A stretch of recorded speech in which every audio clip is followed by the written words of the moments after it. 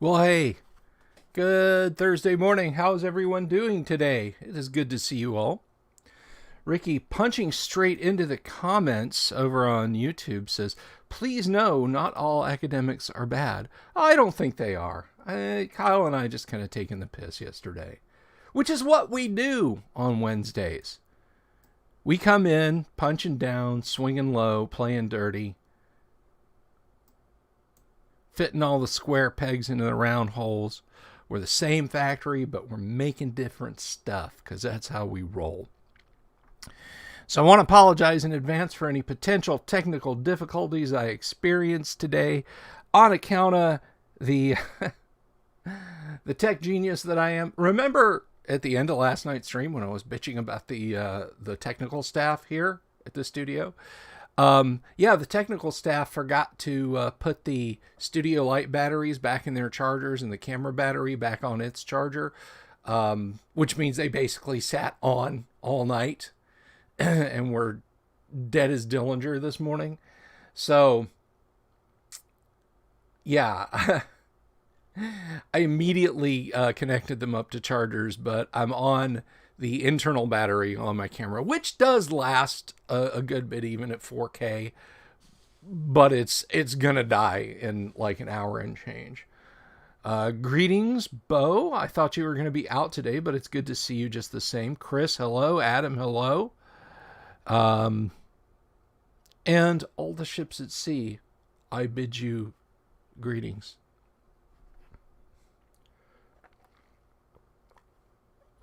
So we had a lot of fun last night. Kyle and I just kind of shot the shit. And it's always a lot of fun to have Kyle on the stream with us.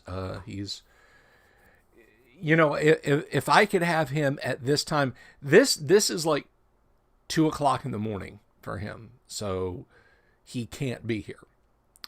But if I could have him on the stream every day of the week, I would gladly do that. And he could go through this stuff with us and so on and etc. And speaking of having people on the stream, somebody piqued my interest in doing something. And I kind of touched on this a little bit last night, but Kyle and I things. I didn't really circle back around to it, but somebody asked about the possibility of doing a play example now that I've kind of laid down the foundation of what constitutes good play, of doing play example sessions with a small group of players on camera so you guys can see how first edition players play and how I DM AD&D games to put into perspective the things that I've said on the streams, on the How to D&D streams, which I'm going to put this video into that play stream later. I just think I forgot to when I was marking it up in YouTube because, again, the technical staff for this web streaming show is abominable. They're literally the worst. So that is a thing that I think is going to happen.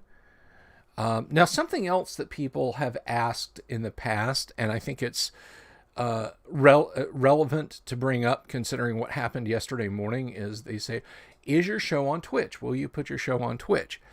I certainly wouldn't mind the level of engagement that could come from doing this on Twitch, but Twitch is awful. Its management levels are as bad as Facebook. They're as bad as YouTube. They're as bad as Twitter, with the added badness of we can and will delete you out of existence on the spot. If there's a Twitch community manager who's in a bad mood, and let's say I'm on there and I'm ranting about 5th edition or 4th edition or something like that, and they decide, well, no, this greasy old neckbeard has to go, boom, The whole thing I don't just mean the video disappears. I don't mean I get put on suspension. I mean my entire channel, any monetization that I would have done with it, immediately disappear. Like that second, they click a button. There is no undo. There is no redo. There is no do-over. Gone, banned, any past stuff deleted.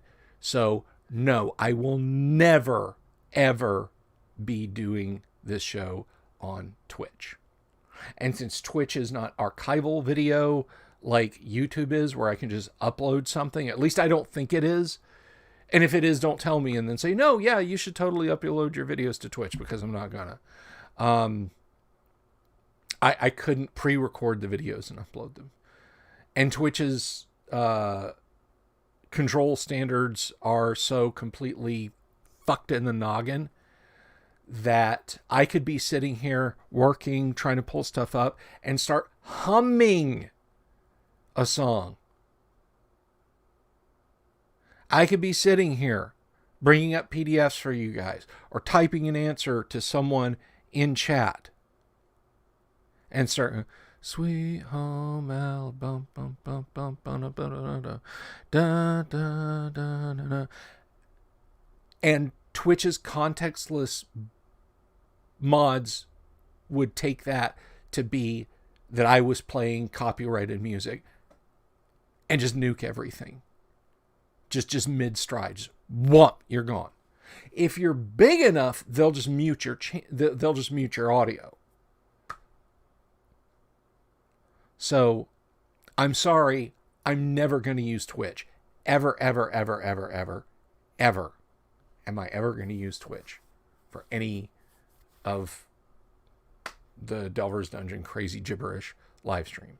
So, just putting that out there, just a statement of truth. So, that's, as they say, that. But anyway, on to happier things. Just waiting for something to start up. Maybe I can hum Sweet Home Alabama.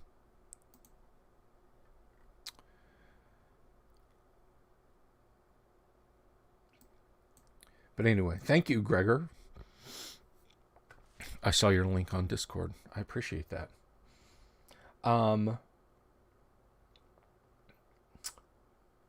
So we've talked a ton about the Dungeon Master's Guide and the Player's Handbook, and we've talked a lot about best practices, but we kind of started with the end. We started with the middle, then we went to the end. But there's another book in the Trinity, the trio of AD&D classics, that I don't think we've given its proper due. Of course, I'm talking about the Monster Manual. I don't want to bury the lead. But we've talked about the Monster Manual a little bit. We kind of have touched on it. I think it's important to look at the Monster Manual from a how to AD&D perspective, because it is an historically important book in the history of role-playing games, the currently very brief history of role-playing games. You got to understand something. We are coming up in a few years on the 50th anniversary of the release of Dungeons and Dragons.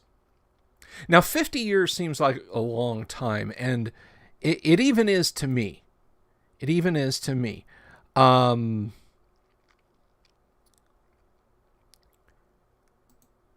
But in historical terms, that's not really anything.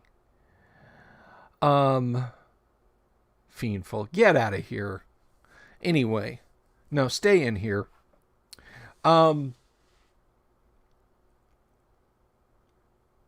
So D&D will be 50 years old. The role-playing game hobby will be 15 years old, but role-playing games, plural, themselves won't be, because D&D was it for a few years. I mean, everybody remembers D&D as the first role-playing game ever, which it is. But what's the second, the third, the 5th, the 12th, the 27th? So the hobby itself is not that old. But in the realm of it, there have been a few earth-shaking events. There have been a few titanic things that have come along. Very few. But one of those is the Monster Manual, and not because it's a catalog of monsters. Lots of companies put out... Hello, Damien. Lots of companies put out catalogs of things in support of D&D to try and scrape off a little bit of that D&D money. Officially and unofficially. Little handbooks, little stapled together or comb-bound, perfect bound, saddle-stitched, digest-sized books that could easily fit on a shelf with, or perhaps be tucked inside of, the original D&D box set.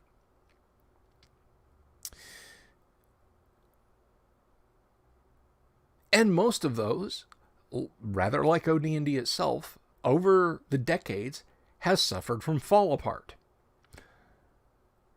Well, Gary kind of stumbled into an incredibly lucky situation. Gonna name my warranty Wu-Tang Clams. Don't shuck with us. Nice. Warband, okay.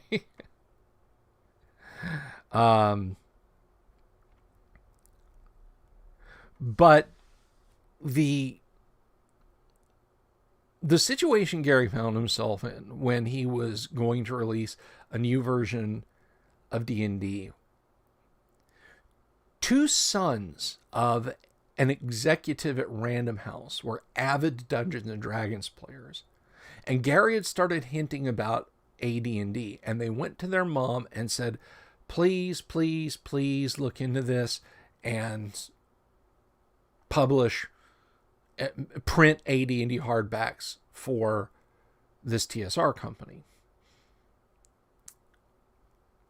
And seeing how popular it potentially could be, this executive apparently reached out to TSR, and Gary said, hey, you guys make textbooks.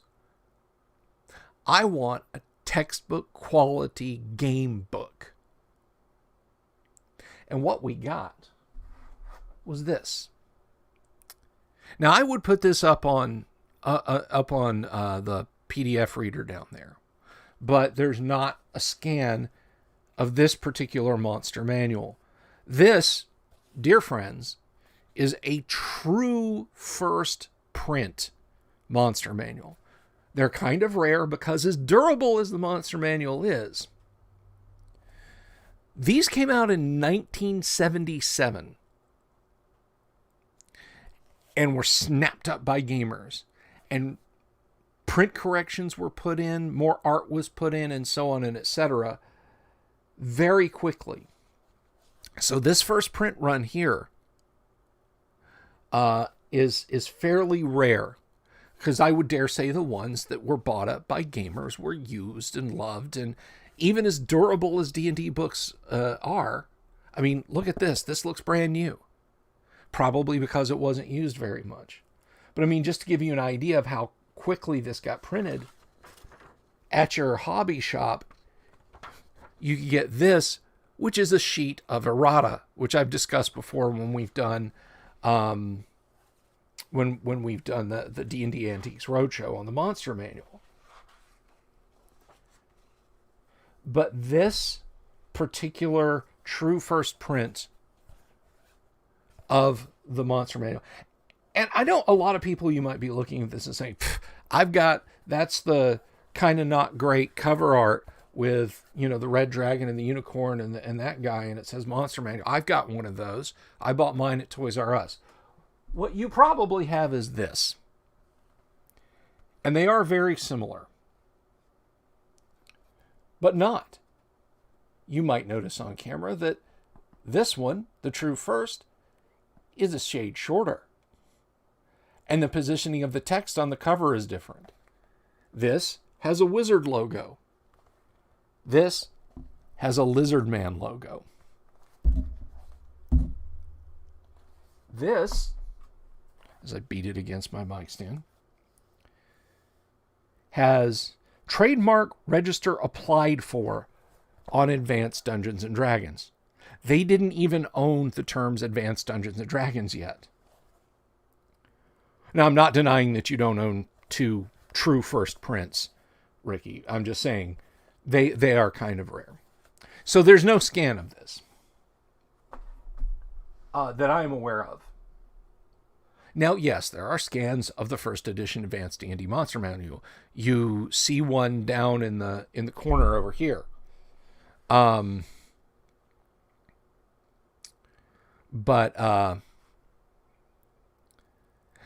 Imagine you're a hobby gamer, even a D&D enthusiast.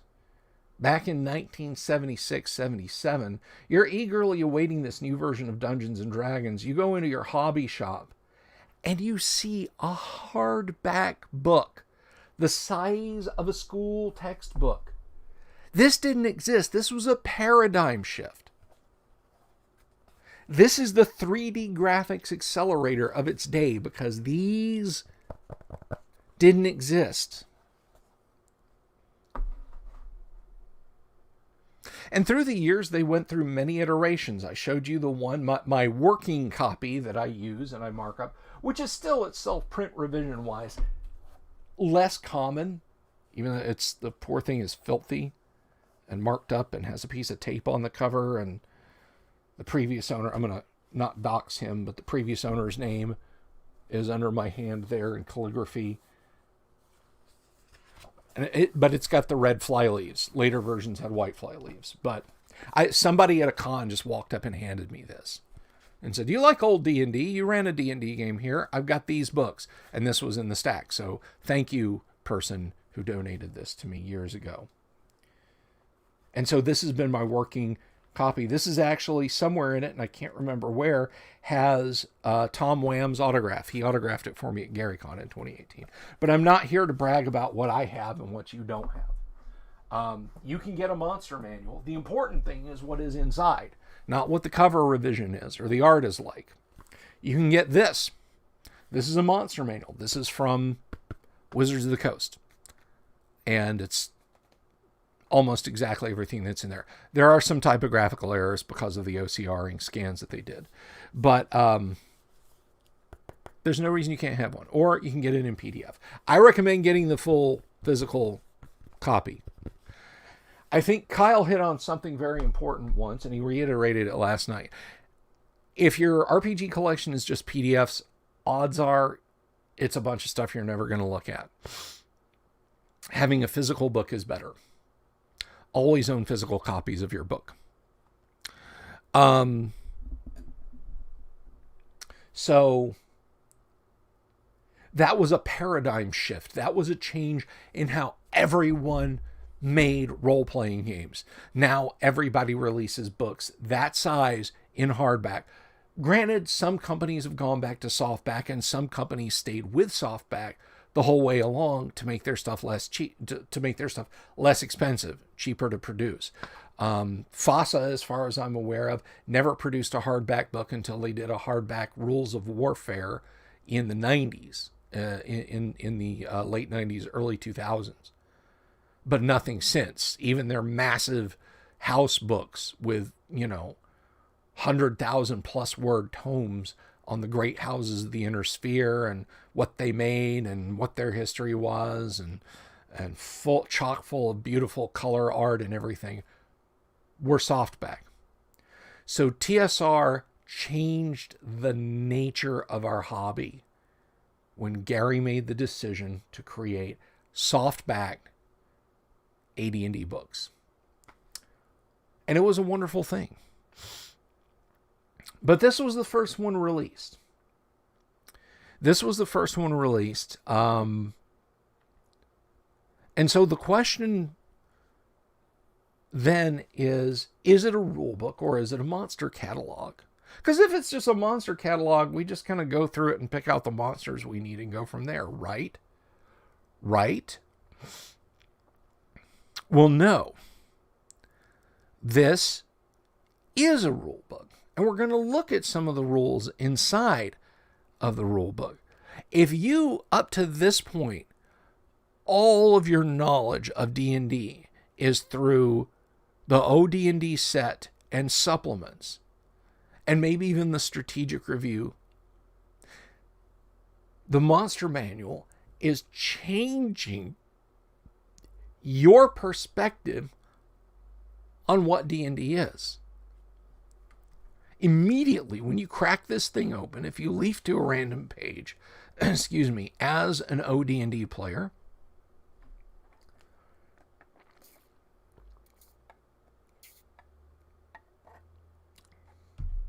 that didn't help at all. You're going to notice some things that are really going to catch your eye. And I don't want to look at Gary's explanations here of what each section is too much. But one thing he notes, monster is used to designate any creature encountered, hostile, otherwise, human, humanoid, or beast. A lawful good paladin walking up the road towards your party, who's smiling and waving, and yells out a greeting, before you know his full intent, is classified as a monster. As much as the chaotic evil demon lord is a monster. Until the encountering party, and we're on page 5 of the Dungeon Masters, the Monster Manual now.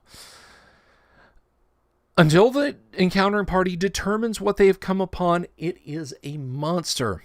The secondary usage of this term is in the usual sense, a horrible or wicked creature of some sort. Thus, a monster is encountered during the course of a dungeon adventure and is discovered to be an evil high priest who just might turn out to be a monster in the other sense as well. Note, however, that despite this terminology, humans and kin such as dwarves, elves, gnomes, half-elves, and halflings always use the matrix for humans when attacking, even if such humans were encountered as monsters in the course of an adventure. That's very important to note. If we look over in the Dungeon Master's Guide on the attack matrices, the humans in question, and there are humans in here, there are tribes of humans, berserkers, bandits, merchants, brigands, pirates, all fight as men of their given hit dice. You treat them as fighters, level 1, 2, 3, etc., depending. Not as monsters of a given hit die. And the same with elves, the same with gnomes, the same with halflings and dwarves and half-orcs and so on.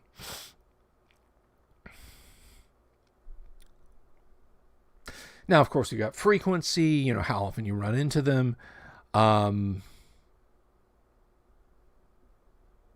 And there are actual percentage chances given. And it says, these probabilities are considered in the encounter matrices found in Advanced Dungeons & Dragons Dungeon Master's Guide. So when we look at random encounters, and by the way, there's one of those typos I'm talking about. See the hyphenated masters? That was never TSR's mode. Players is not apostrophed. Masters is not apostrophed. Nor is monsters.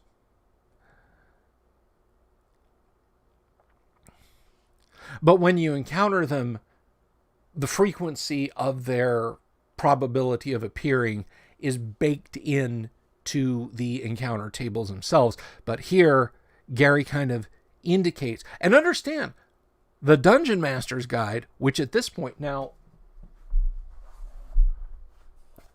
talking about the age of this, in the back, the catalog of things you can buy notes that what we know as the Dungeon Master's Guide is Advanced Dungeons & Dragons Referee's Guide. And instead of price, it says future release. So does the Player's Handbook. but the referee's guide is what it was called. So if we go to the front of this true first, I feel like I should have white gloves on when looking at this one. We have a hybridization. And these probabilities are considered in the encounter matrices found in Advanced Dungeons and Dragons Dungeon Master's Handbook. And I take it back. I'm sorry, I misspoke. They did apostrophe Masters in this case in the book. Dungeon Master's Handbook. So they hadn't even settled on a title for the book yet when this came out. Or Gary hadn't.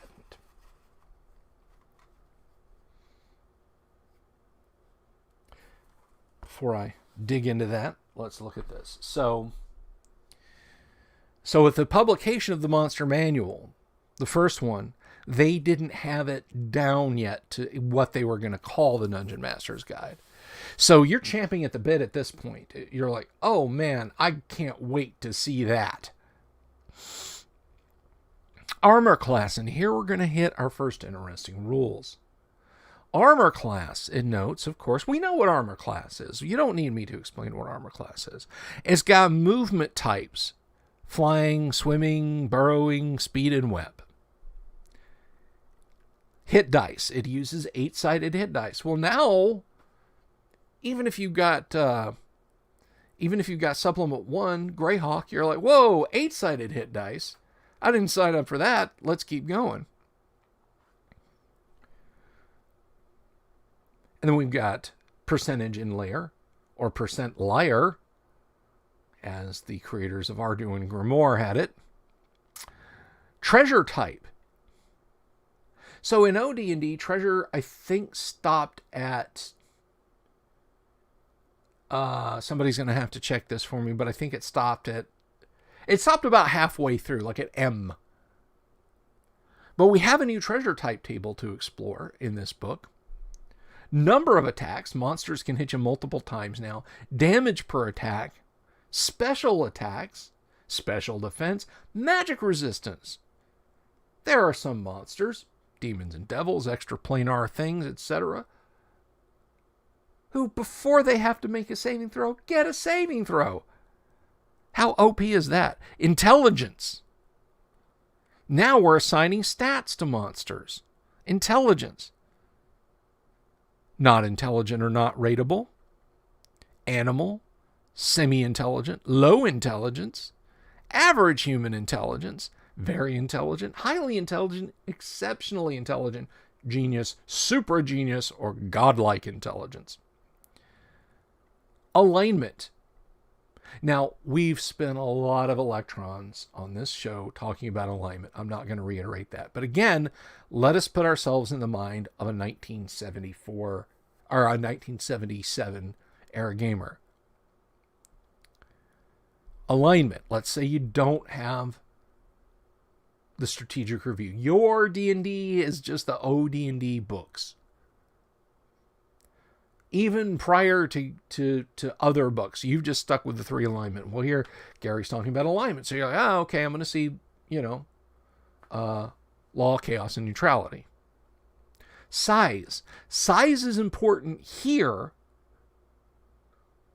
for giving you a visual idea of how big the thing is, but it becomes important in the player's handbook because if you remember, certain weapons do more damage or less to larger creatures. Psionic ability.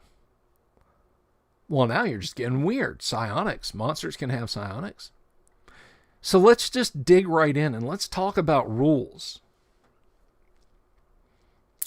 So we have the aerial servant. Right off the bat, we get a really OP badass monster. 16 hit dice. 16! If you're coming from OD&D, whoa, 16... That's got a...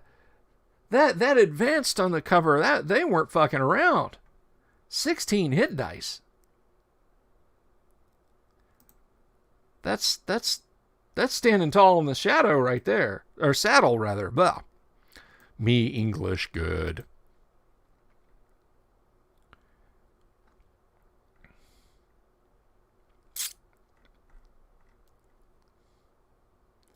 So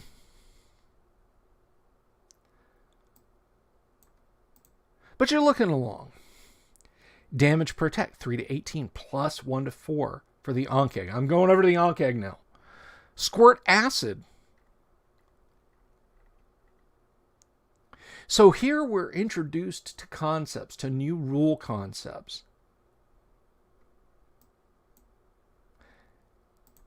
And if you're not fully understanding of some of the things, some of the attack methods in AD&D, we're going to look at those. We're going to go over those. So we have an acid squirt. Now this is fairly straightforward. Squirt its digestive acids 30 feet once per 6 hours. So it makes sense. It just spits at one character.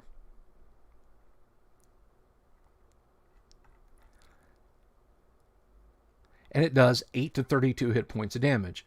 3 to 18 plus 1 to 4. And it explains when you're grabbed in the mandibles, you're taking 3 to 18 damage as it's chomping away. Or as it chomps away the first time. And then 1 to 4 in subsequent rounds as it tries to make you into giant grasshopper mulch.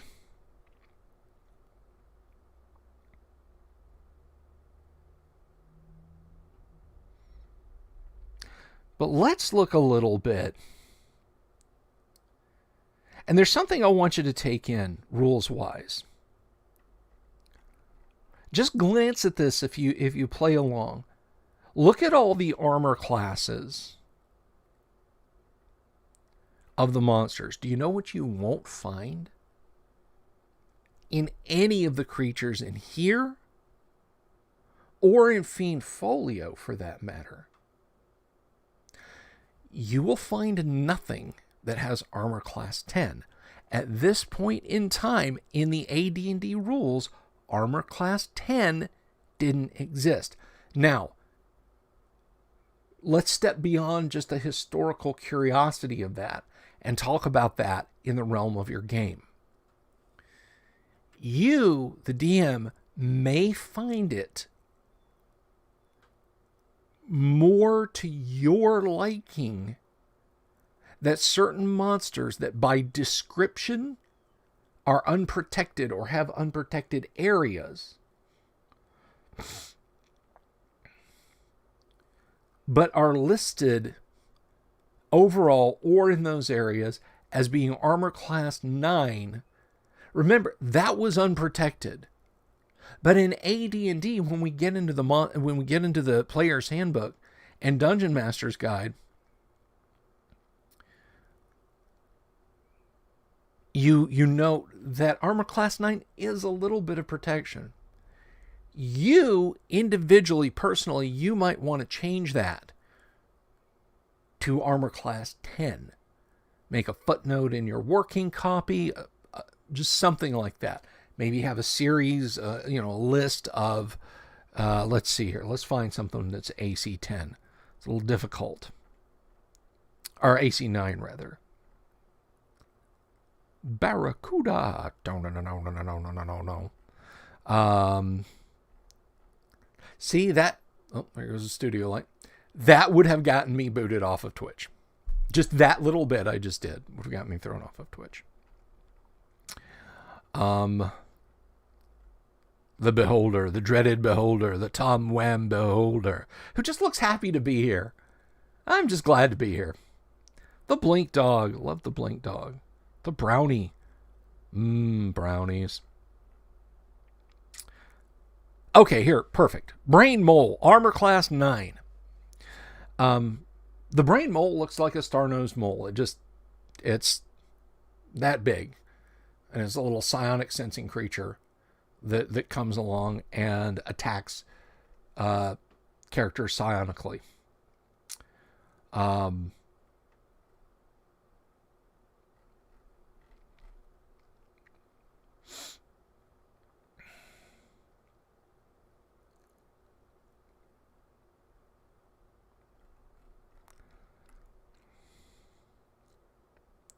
So it's armor class 9. Shut up.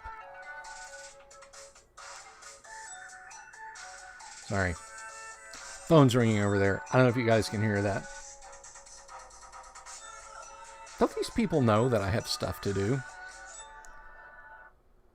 Anyway, you might want to look at the brain mole and say, well, no, it's armor class 10. It's not wearing padded armor, and it's not that tough to hit. But that's up to you as a DM. You might think that all monsters should present at least a slight 2-hit challenge, so you're going to leave them at 9, but understand, this was before armor class 10, as no armor was settled on. The armor classes are adjusted in AD&D from what they are in OD&D. There is no armor class 10 in OD&D. So be aware of that. We have some great art from Dave Sutherland here. The bugbear stepping out of its art frame, which I have always loved. You know, he's got his Timberland jacket on and his just stepping out with his halberd. I'm sure that's not what it's called. I could probably go to Gary's pole arms and be, oh no, that's a Volksglaive or something. But one of the things that we get here, and this is extremely helpful, just looking at the bugbear, is we now don't just have packs of homogeneous creatures. And this is something you should absolutely do. If a party encounters monsters in their lair that they've established for a long time, it's deep in a dungeon, it's way off in the desolate wilderness. It's not something that just like, we never had orc problems before, but suddenly they've started raiding us. You know, well, an orc war party has occupied a ruined castle a few leagues away. And they started raiding villages. They probably haven't established themselves with some orc females that have had time to have young yet. But if you're talking about a deep encounter in your dungeon, you should absolutely be using things like chiefs. Use those shaman and witch doctors. Absolutely. We've talked about those. But young and females. And sometimes the young and the females do fight. In the case of bugbears, the females, let's see.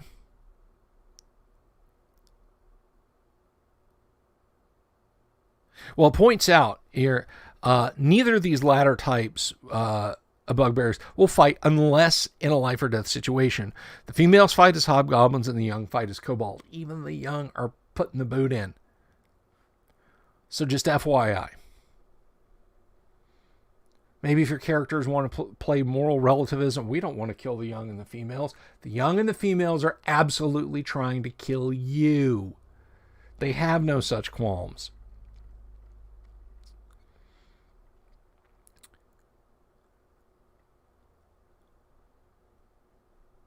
But we do get some rules hiccups introduced here.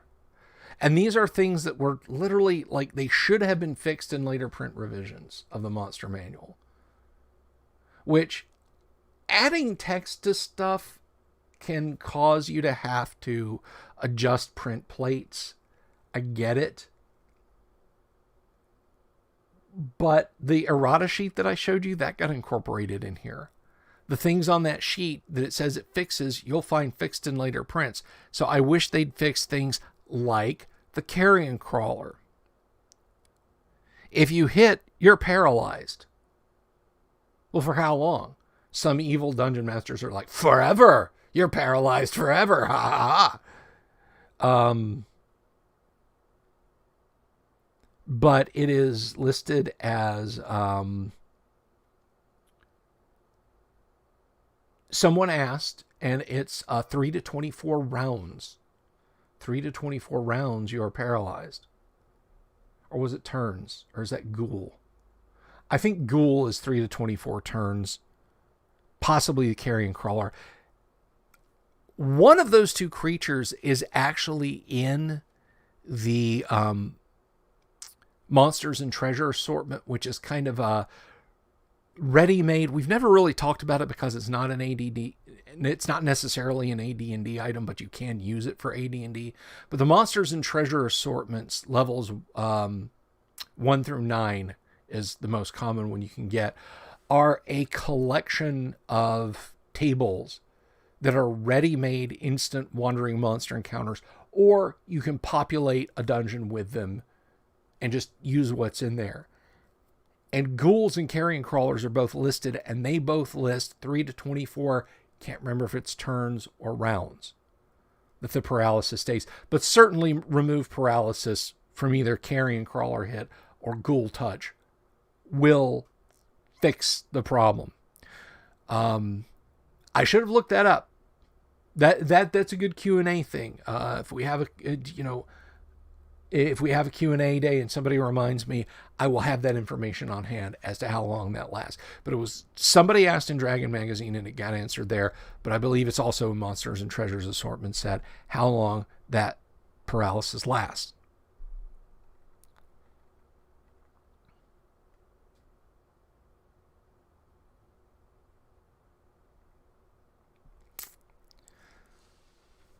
And there's the Centaur.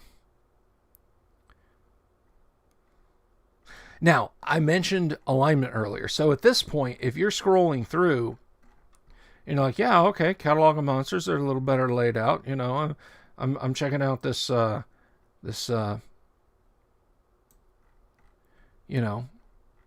aerial servant, neutral, that makes sense. Ankeg, neutral, okay. Giant ant, neutral. Ape, neutral, okay, all right, that's good. Gorilla, neutral. Axebeak, neutral, okay. Baboon, neutral. Badger, neutral. Barracuda, all neutral, neutral, neutral, neutral, neutral, neutral. Everything's good. Beaver's neutral. Black pudding's neutral. Beholder is, lawful evil? This is where the new alignment system kicks in. Something else to note, and I'll show you, this is a good one. Let's see if I find this. Okay. Note the Sioux monsters alignment. We're on page 93 if you're following along at home. Alignment chaotic. I was fully versed in the multi-alignment system when I bought my first monster manual. I did not know why chaotic was I just assumed it was a typo. But there was no neutral good, lawful neutral, neutral evil, chaotic neutral alignment system yet. There were only 5 alignments, not 9. So the Sioux monster has an alignment that's just listed as chaotic.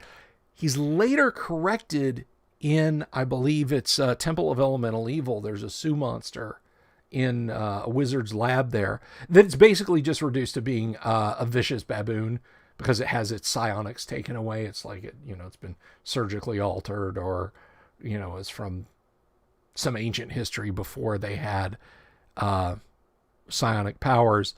So yeah, it's just a badass attack monkey, but it listed as being chaotic evil. And their average intelligence, they can certainly have their own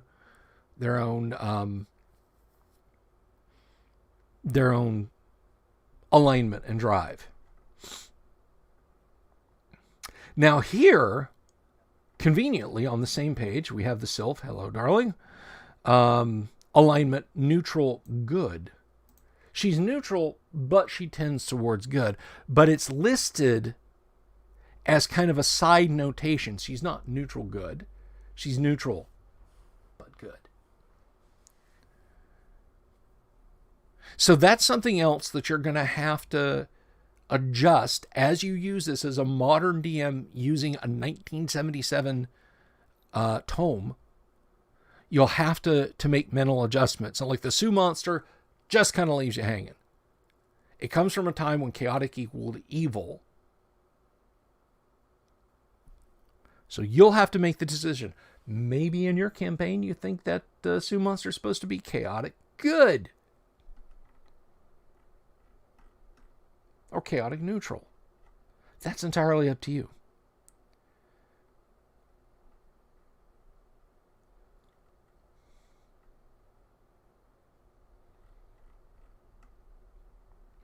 So we have the non-intelligent thought eater, which is that disgusting embryonic platypus looking thing. Tigers, Titans, who I'm so glad are good. 17 to 22 hit dice. Chaotic good. Kind of makes me think of when the Enterprise found the god, was it Apollo? Just hanging out on a planet somewhere out in the galaxy. Although he was kind of chaotic asshole, if you ask me. Yeah, all of you are going to beam down and live like ancient Greeks, and once you've got all the equipment you need to survive, I'm going to squash your empty ship and just throw it away. What do you mean you don't want that? The dreaded trapper. I always loved this picture. 12 hit dice. It's highly intelligent. It knows what it wants, which means it can be reasoned with or bargained with, potentially. The infamous toad, the giant toad, eating a character.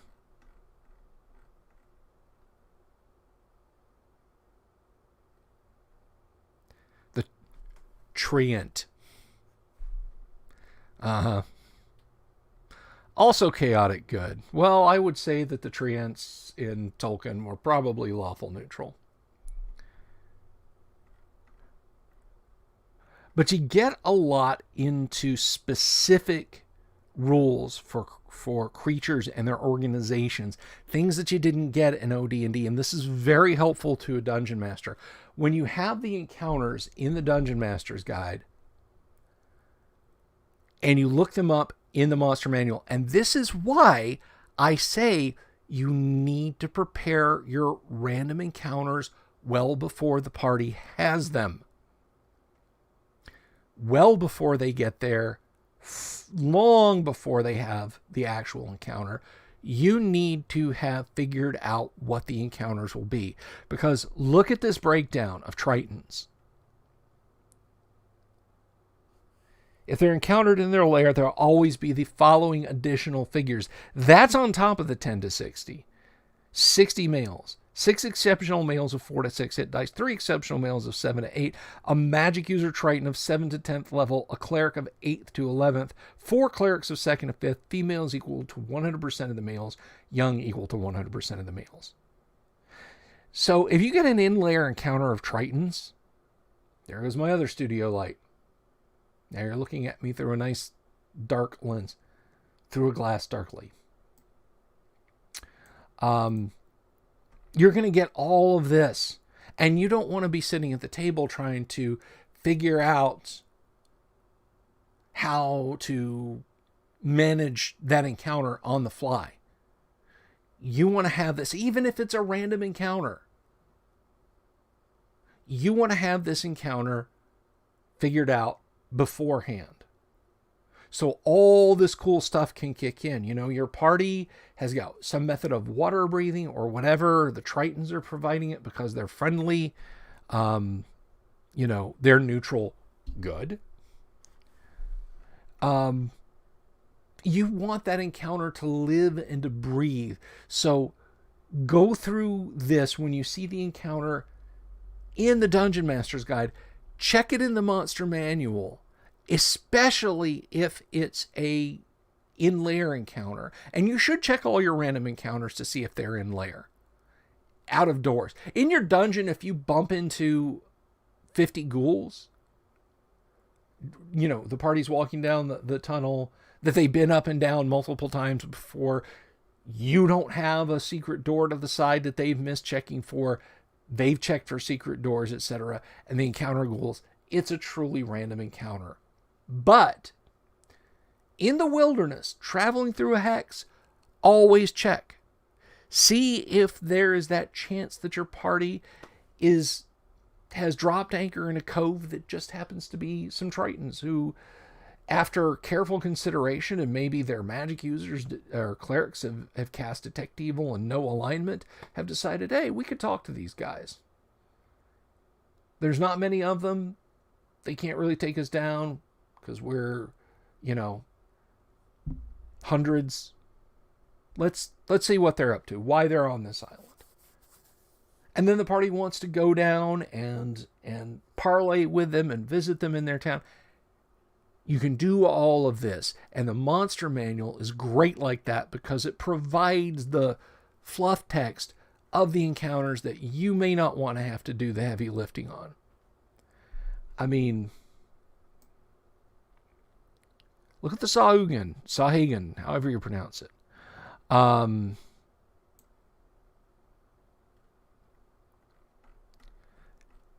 I mean, so much cool stuff under them. They're kind of the anti-Tritons. They're lawful evil. Yeah, they're basically deep ones. But then we have the Lokta. And we have the Kuatoa. And then we have actual deep ones. So what are these guys?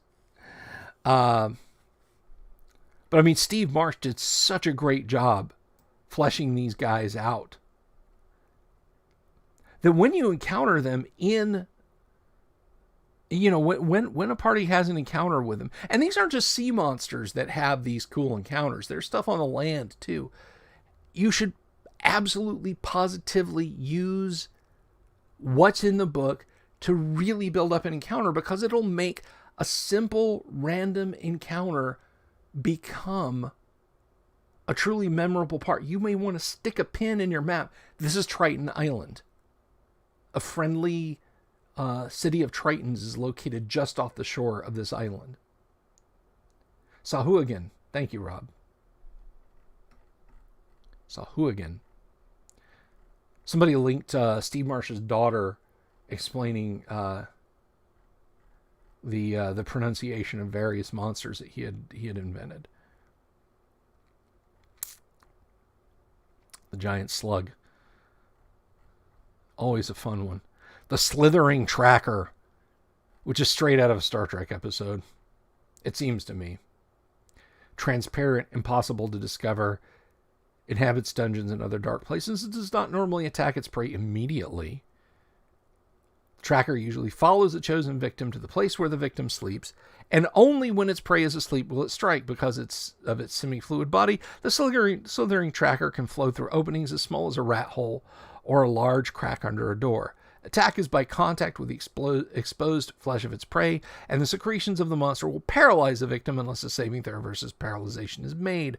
Once the victim is immobilized, the tracker will draw all the plasma from the body of its prey in 6 turns. I mean, that doesn't sound horrible and Star Trek-y.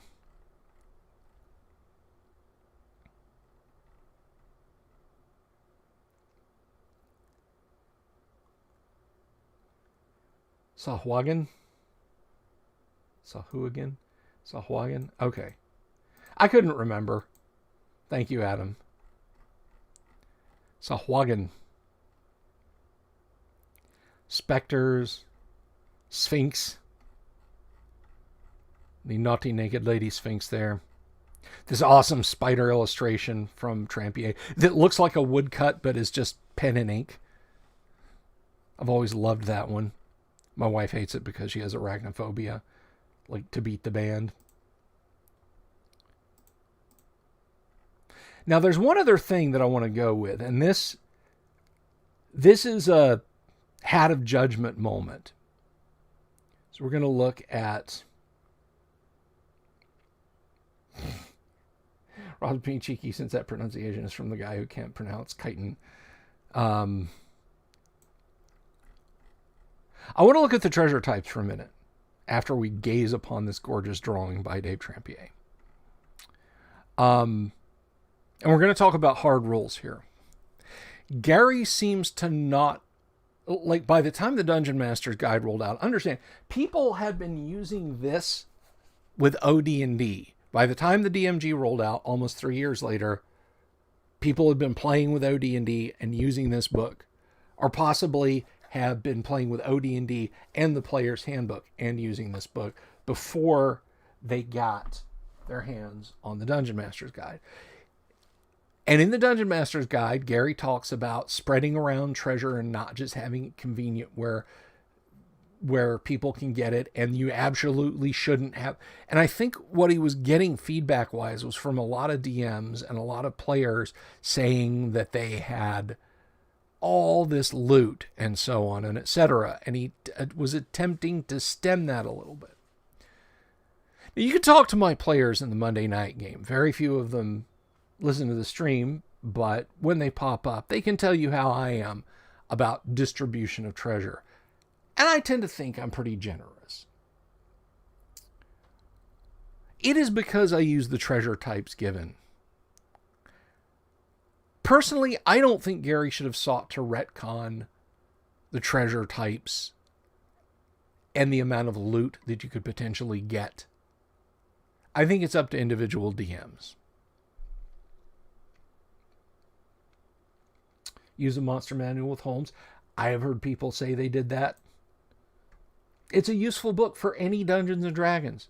And honestly, it's a better monster manual than has ever been done in any subsequent versions of D&D. They really, look, I'm sorry, okay, if you're a fan of 5th edition, of the edition that came between 5th and 3.5 and 3.0 and 2E and all the various crap that the stunts that they tried with 2E monster manuals, all of their monster books were bad. Even later 1E monster books were not as good as the good old monster manual. Fact. Hashtag fact. But we see that the treasure types extend beyond, and we get some truly interesting and esoteric treasure types. And some treasure types that are convenient just for generating little amounts of stuff. Like Q. You could tell me that a monster has treasure type Q, and until the day I die, I'll know that's 1 to 4 gems. What is it? Centaurs have like Q times 10. They just carry gems around with them. That's their cash. That's what they trade in. So that's 10 to 40 gems. So the potentiality for a centaur, any given centaur, to have a diamond worth 1 million gold pieces rattling around in their bag is actually not that low. Then you get to funky ones like Z, treasure type Z. But one of the interesting things about the treasure types, if you look across, there is no perfect treasure type. Look at A. More copper is in B than is in A.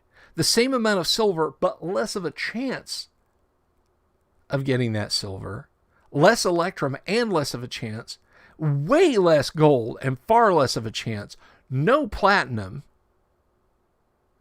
Far fewer gems and less of a chance. Same with the jewelry, and not a great chance of finding magical sword, magical armor, or miscellaneous weapons. And it's only that. It's not, you're not going to find a scroll with a disintegration spell on it, or a wand of frost, or a ring of protection. Sword, armor, or miscellaneous weapon, that's it. Which is probably why that's the preferred treasure of the Hydra. You know, you think about heroes, Greek heroes fighting the Hydra. Well, you know, they would have maybe had a sword or shield that was enchanted, and the Hydra would have collected up some loot. But otherwise, nothing fancy. Your go-to treasure type for most monsters, I find, is C, where you get copper, silver, and electrum. No gold, no platinum, maybe some gems, maybe a little bit of jewelry, and maybe, just maybe, a little bit of maps or magic. But as we go past the individual treasure types, which is N, and this is pieces per individual, you may have creatures walking around like Drow in the Fiend Folio and the modules that preceded it. The coin of choice for Drow, as kind of seems to make sense, is platinum. They just carry around a little bit of platinum to trade in. Not any of this janky stuff. And then treasure type O for small amounts of coins, of copper and silver. P is silver and electrum. R is strictly gold and platinum. and jewels and jewelry. But it's with these that you gen up some of the awesome treasure types for dragons. Like, I think the huge ancient red dragon will have treasure. Well, huge, regardless of size, red dragons have, I think, H, R, S, and T treasure types. So you're going to get, a very high probability of anywhere up to like 100,000 pieces of silver in a dragon horde. How awesome is that? And we already talked about R, S, 2 to 8 potions, H, R, S, and then T, 1 to 4 scrolls. So yeah, a red dragon lair, you're going to have a lot of stuff. So you can combine hordes together. This is as much fun as players talk about how much fun it is to make their own characters. For a dungeon master, rolling up treasure possibilities for monsters is my fun. Just to see the ridiculous stuff that comes up. Like, why is there a Triton of fish commanding in the treasure hoard of a huge ancient red dragon that lives in a city in the middle of the Sea of Dust? Like the lost city in the Sea of Dust. Why does he have a Triton of fish commanding? That's up for the players to figure out. And then we have an index of the listings. There's nothing much to say here. It's just an alphabetical remuneration of the individual monster listings and a great Dave Sutherland image. And then this advertisement for something that never happened. The reprints, they commissioned Errol Otis to do this. I guess Gary blasting nosy adventurers or monsters trying to attack him. And this was for the Gygax Memorial, which never came to pass, never came to fruition. But that is the monster manual. And the rules that are in it, like the number of attacks, types of attacks, special attacks that you may not have seen in the rules anywhere, they're all listed right in here. And new monsters, things that just weren't in the strategic review. They weren't in AD&D. They weren't in Greyhawk. They weren't in Blackmoor. They weren't in Eldritch Wizardry. And they certainly weren't in Gods, Demigods, and Heroes. So there's a few new monsters in this monster book. Now, one thing that's missing is at the end of the monster section of the monster manual, or of the monsters and treasure in AD&D, it talks about, you can put androids or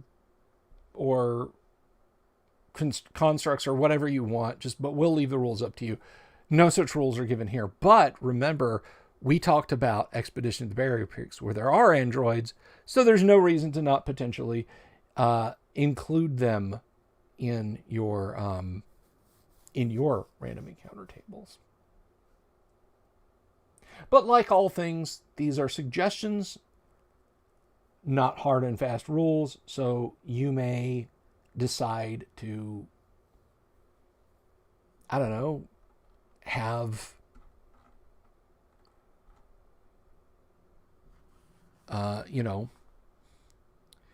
have water weirds have no treasure, just no interest in treasure.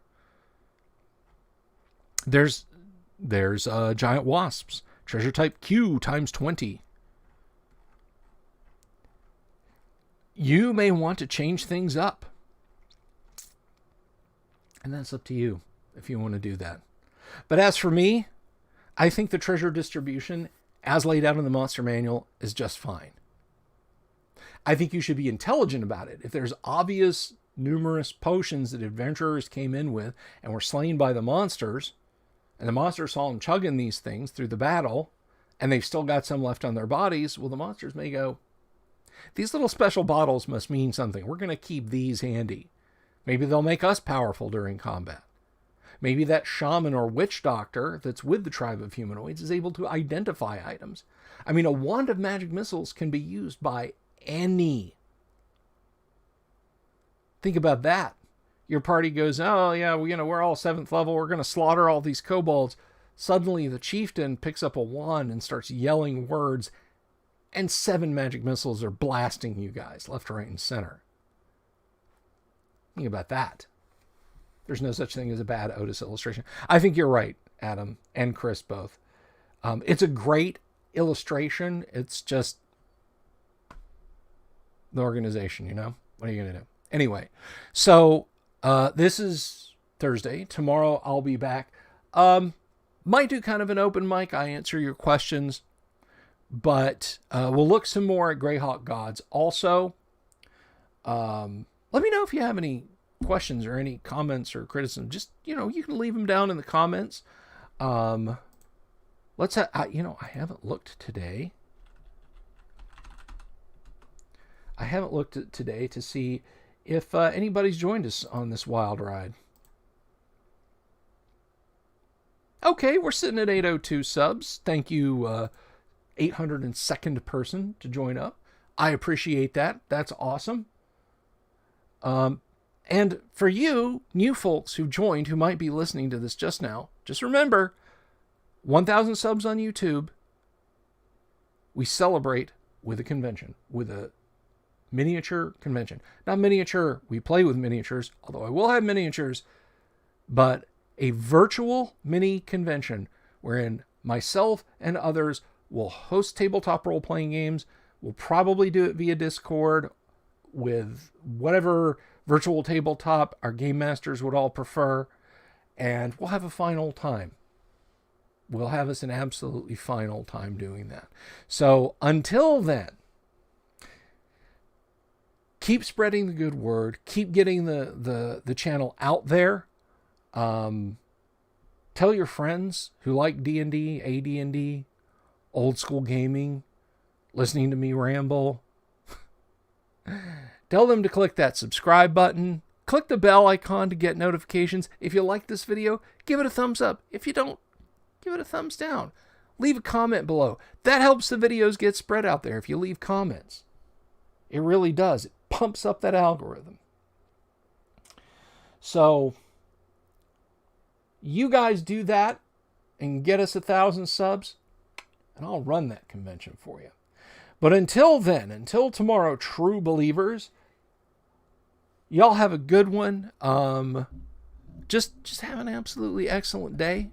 Thank you all for being here. I love you all. I mean that. And I'm going to see you on the morrow when we'll come back and we'll talk more Greyhawk Gods. And just whatever takes us, because it's Friday and we ain't got to do nothing anybody wants us to. All right? Be good to each